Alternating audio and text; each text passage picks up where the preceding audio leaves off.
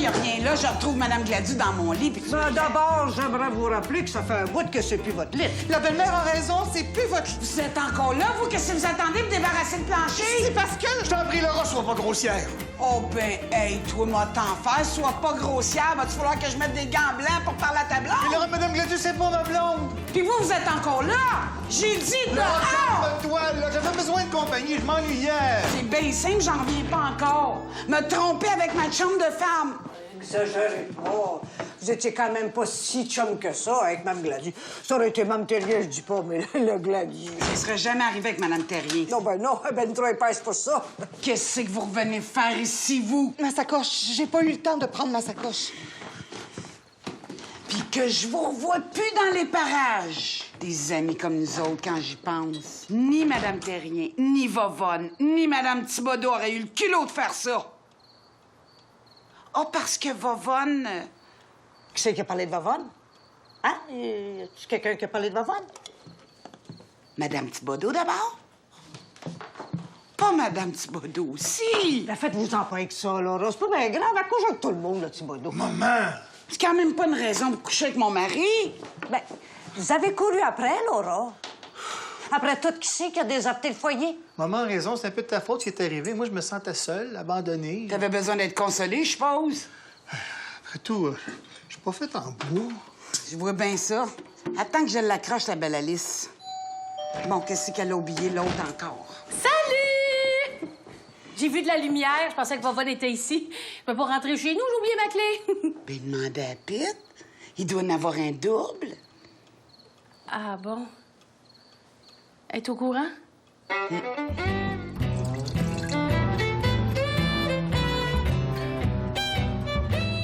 Qu'est-ce que vous avez pensé d'aller coucher avec le mari de Mme Cadieux? Je le sais pas.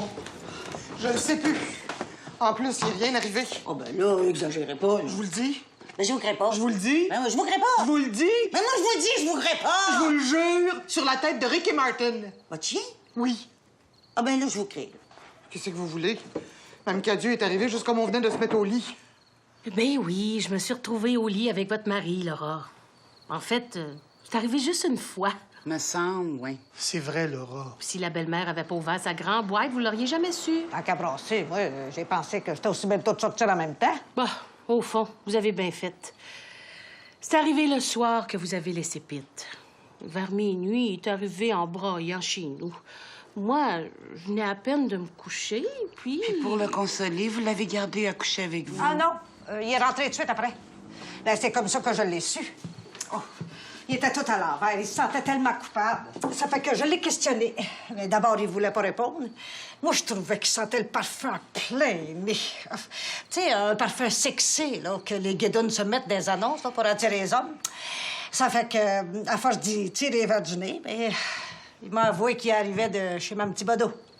Ouais, je voulais faire une bonne action, c'est tout. J'espère que vous avez réussi au moins à accumuler des indulgences avec ça. Ouais, je trouvais qu'il faisait tellement pitié. Je me disais qu'en couchant avec, j'y redonnerais peut-être confiance en lui. Ben, c'est réussi. C'est rendu qu'il fait le tour de toutes mes amies. C'est pas vrai, Laura. À soir, c'est moi qui ai voulu faire une bonne action. C'est pour ça qu'après la soirée, j'ai ramené Mme Gladu ici. Mais il s'est rien passé. Pauvre Mme Gladu. Pourtant, ça y aurait fait du bien. Coudonc, vous! Prenez-vous mon garçon pour un objet sexuel? En tout cas, il a pas l'air à s'en plaindre. Je prends Pete pour ce qu'il est.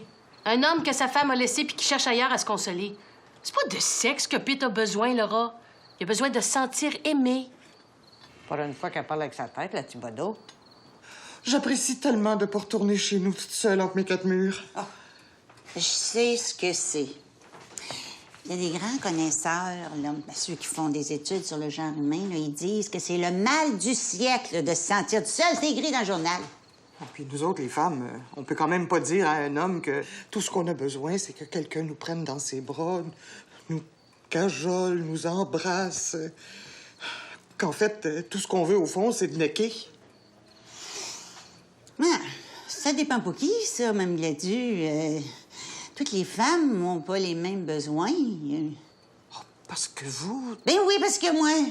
Puis je vous avoue que, avant de rencontrer mon Maurice, ben, j'avais envie de connaître une autre affaire que...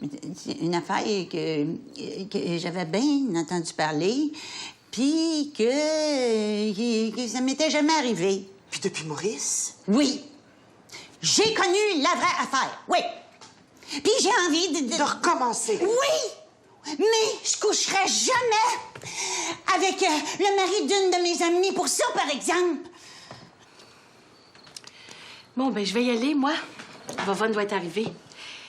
Je vous répète, Laura, que coucher avec Pete n'a jamais porté à conséquence pour moi. J'ai une mentalité de gars pour ces affaires-là. Ce qui veut dire que les 2 pieds en bas du lit, c'est fini. Vous les aviez quand même mis dans le lit avant pour pouvoir les mettre en bas après vos 2 pieds.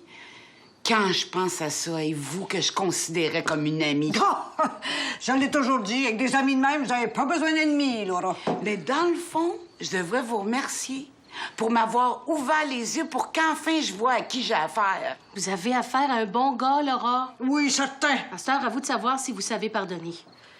Là-dessus, je vous dis bonsoir. Sans rancune, j'espère.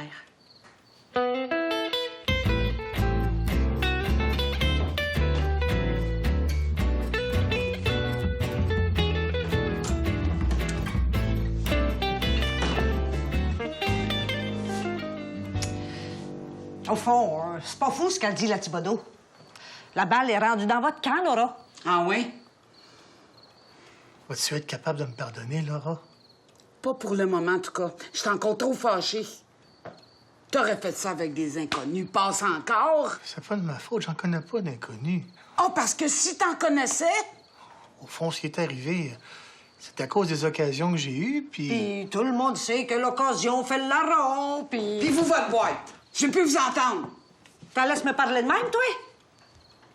Vois-tu, Pete, ce que je suis pas capable de prendre, c'est que ce soit arrivé avec mes chums de femmes. Ben, vous avez juste à vous en prendre à vous. C'est vous qui êtes partis, puis... Puis c'est drôle, c'est pas mes chums de femmes que j'en veux, c'est à toi. Fait que ce que j'ai décidé... Moi, qu'est-ce que vous avez tant à décider? C'est pas de vos affaires, mais je vais vous le dire pareil. C'est quoi que t'as décidé, Laura? Ce que j'ai décidé, c'est de demander le divorce.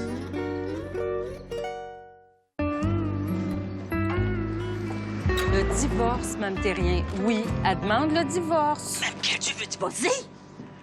Vous voulez dire qu'elle veut divorcer d'avec son mari? Non, Mme Terrien. De qui voulez-vous qu'elle divorce si c'est pas d'avec son mari? Oh, mon Dieu, c'est Mme Gladu qui va être malheureuse d'apprendre que Mme Cadieux divorce à cause d'elle. C'est pas seulement à cause de Mme Gladu. Il y a Alice Thibodeau aussi. Qui veut divorcer? Non, à qui c'est arrivé? Coucher avec Mme Gladu. Pas avec Mme Gladu. D'après la belle-mère. Mme Thibodeau raccouchait avec la belle-mère, mais elle n'a pas honte. Pas la belle-mère. Pas la belle-mère, certain, parce qu'à son âge, elle doit plus savoir ce qu'elle fait. Mais Mme Gladu, par exemple. Qu'est-ce qu'elle a fait, Mme Gladu? Paraîtrait qu'elle a couché avec la belle-mère. Quoi? Mme Terrien. Mme Terrien, voulez-vous m'écouter? Partez pas de rumeurs de même, là. Voyez si ça a du bon sens. C'est Alice Thibodeau qui, elle aussi, a couché avec... Mme Thibodeau couchait avec la belle-mère. Pas avec la belle-mère. Elle a couché avec Pete. Ah, bon, ben, j'aime mieux ça. Ben, je veux dire, c'est moins pire. Ben, je veux dire, pauvre Mme Cadieux, coudon. Elle est cocu à l'os, elle. Qui c'est? C'est Vovonne. Oh! Parce que Pete a aussi couché avec Vovonne. Qu'est-ce qu'elle dit là, elle? Que moi aussi, j'aurais couché avec Pete, mais ça va pas, non? Ben non, avec Alice Thibodeau. J'ai pas couché avec Alice Thibodeau non plus. Bon, mais là, excusez, là, c'est parce que là, je suis bien énervée, là. Bon. J'en reviens pas. Alice Thibodeau qui a couché avec le mari de Mme Cadieux. Elle a franchement aucune morale. Ben dans ce cas-là, vous non plus, là, Mme Gladu? Oh, mais moi, c'est pas pareil, je vous l'ai dit. C'est parce que je me sens toute seule. Mais en plus d'aller m'excuser à Mme Cadieux, je vais aller me confesser. Tant qu'Alice Thibodeau, elle, c'est une autre histoire, elle couche avec tout le monde. Ben c'est peut-être pour ça que dans sa tête, ça prête pas à conséquence. Je sais que pour vous, rien de tout ça prête à conséquence. Mais je voulais surtout que vous sachiez que pour Pete non plus, ça veut rien dire. Mais j'y en veux pareil. Écoutez, Laura, soyez conséquente avec vous-même. Vous partez de la maison. Pete peut venir rester avec moi quand il veut. Peut-être. Mais en attendant, vous refusez d'avoir des relations sexuelles avec lui. Pour qu'il se décide plus vite à faire un homme de lui puis à déménager avec moi. C'est ce que vous voulez. Mais lui, ça a l'air qu'il n'est pas prêt à laisser sa maison. Et en attendant, c'est un homme qui a des besoins, puis... Puis moi, j'en ai pas de besoin peut-être. Ça se peut. Mais si vous êtes capable de vous en passer, ça a l'air que c'est pas pareil pour lui. En tout cas, je suis décidée, je vais consulter un avocat. J'aurais pas réussi à vous faire changer d'idée. Non. On dirait que vous avez même pas de peine, Laura. On dirait que c'est pas le chagrin qui vous fait agir, mais juste l'orgueil. Peut-être. Je sais plus. En tout cas, j'espère que vous le regretterez pas. J'espère aussi.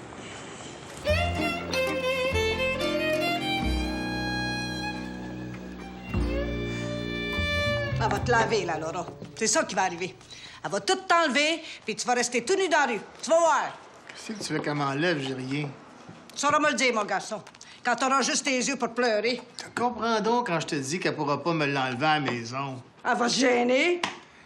Elle pourra pas me l'enlever. Puis pourquoi elle pourra pas? Hein? Dis-le donc si t'es si smart. Elle pourra pas me l'enlever parce que la maison est à son nom.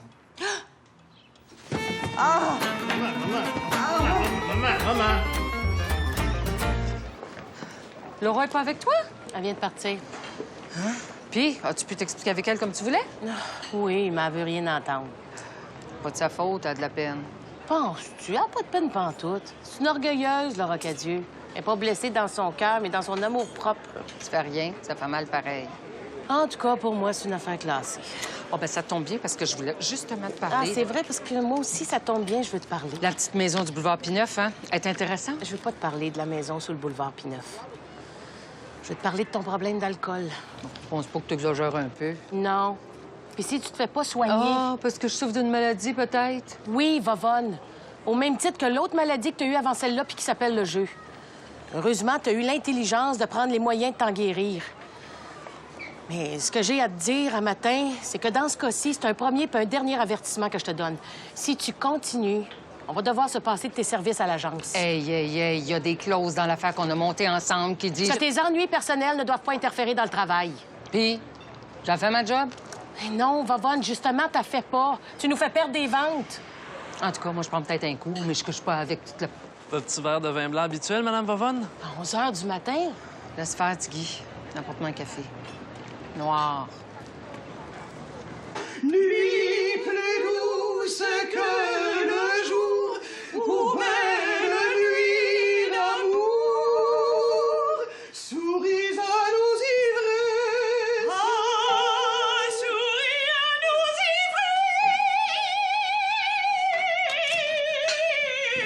Je vais aller répondre. Ah, mais ça doit être mon assureur, ça. Est-ce que je te fais passer au salon? Non, non, faites-le venir directement dans la cuisine. Il connaît les heures de la maison.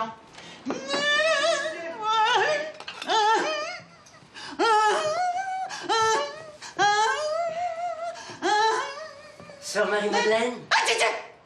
Oh, Jésus, c'est mon jardinier. Je veux dire, c'est mon aumônier. Je veux dire, il veut rien savoir de vous. Mais prenez au moins le temps de... Oh, vous êtes aumônier! Oh, mon Dieu, je dois absolument vous parler, voyez-vous. Plus tard. J'ai absolument besoin Plus de tard, vous convertir. madame, plus tard. Non, mais c'est parce que, voyez-vous, j'ai eu la faiblesse de vouloir convoiter l'œuvre de chair en dehors des liens sacrés du mariage. Attendez, sœur... Madame Terrien, il faut que je vous parle. Et moi, j'ai rien à vous dire. Il y a quand même un bout à faire souffrir une pauvre femme comme moi. Allez-vous-en. Écoutez au moins ce que j'ai à vous dire. Mais moi, je vous dis que je veux pas vous parler. Je veux rien avoir à faire avec un curé. Je ne suis pas curé, vous le savez bien. Oh, vous êtes dans la même famille, c'est pareil. Vous ne voulez absolument pas m'écouter. Il n'y en est pas question. Très bien. Je respecte votre désir. Monsieur l'abbé, il faut absolument que vous me confessiez, je vous Je en regrette, madame. Ce n'est plus en mon pouvoir.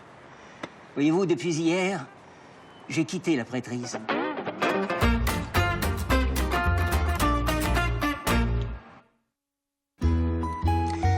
Alors, quand ma femme est décédée il y a 8 ans, j'ai décidé de me retirer du monde et de me tourner vers Dieu. J'ai retrouvé une certaine paix dans la prière. Mais au fil des ans, j'ai bien senti que ce n'était pas réellement ma vocation. Mais j'ai décidé de faire face à mon choix avec sérénité jusqu'à ce que je vous rencontre et que je m'aperçoive qu'il existe encore des êtres purs comme vous dans la vie. Vous me rappelez beaucoup ma femme, Madame Terrien.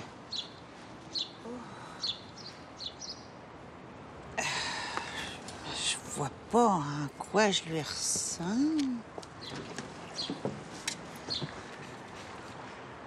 Moi non plus. Je vous fais penser à elle. C'est qu'elle avait une belle âme, comme vous.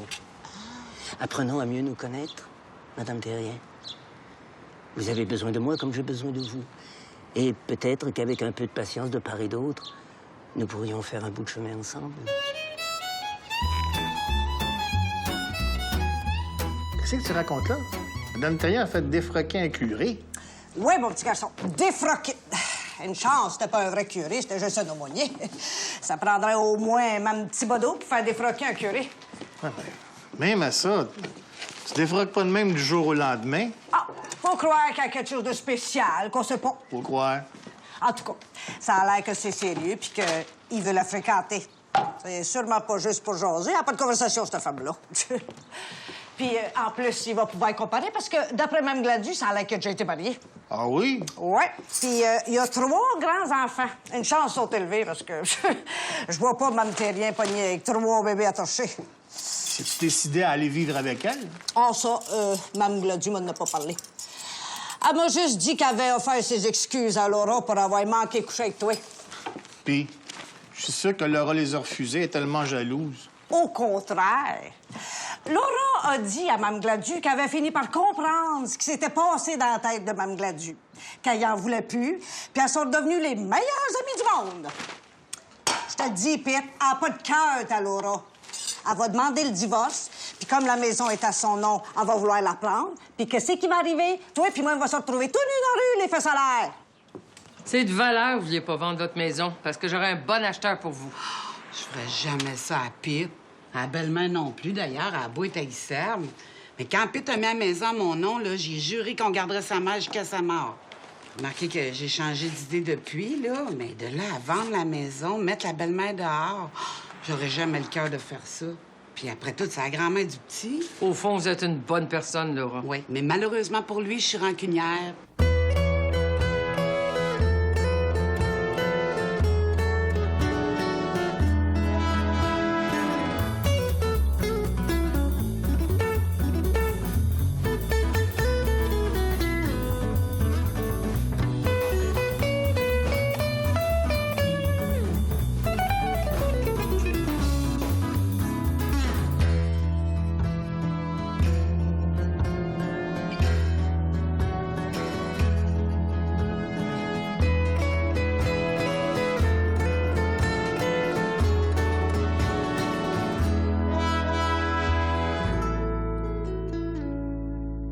Guédoune, je te le dis, Pavone.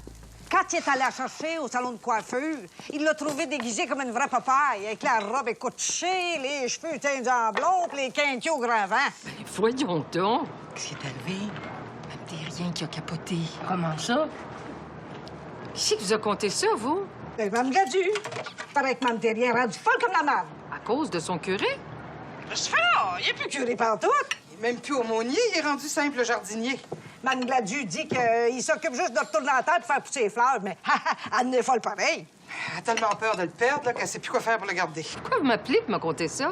Tu pourrais peut-être y brasser la cage. Ils mettent un peu de plomb dans la tête. Ouais, puis il rentrait de quoi dans le petit boulot? Pauvre femme. Il faut l'arrêter de faire une folle d'elle. Ben, écoutez, je vais en parler avec les filles, puis on va voir ce qu'on peut faire.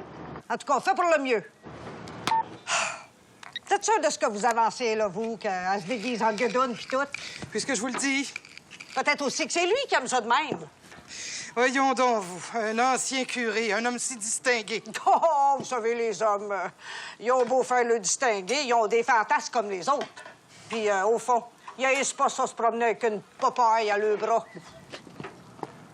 Non, je regrette, Vavone, mais je crois pas ça que Mme Terrien se promène à marcher de même. Vous devriez quand même vérifier. Mais pour ça, faudrait que je la voie. Mais elle a disparu de la circulation depuis qu'elle est en amour. Un petit blanc pour Madame Cadieux, un petit rouge pour Madame Thibodeau et un verre d'eau pour Vavone. Merci, Siggy. Merci. Vous allez m'excuser, il faut que j'aille au petit coin. Hey, elle tient, bon Vavone, hein? Elle prend un verre d'eau presque à tous les repas. Pourvu que ça dure.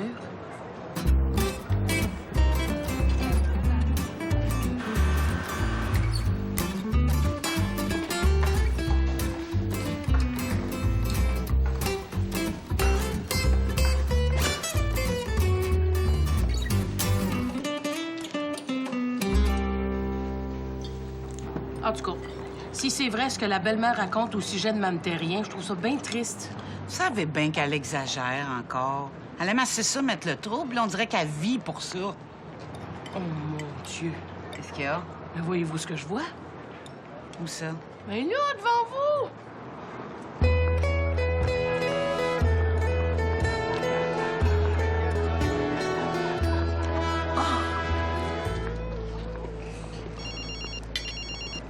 Bon, la belle-mère, qu'est-ce qu'elle veut encore? Allô? Laura? Le pensionnat vient de m'appeler pour me dire que le petit s'est sauvé.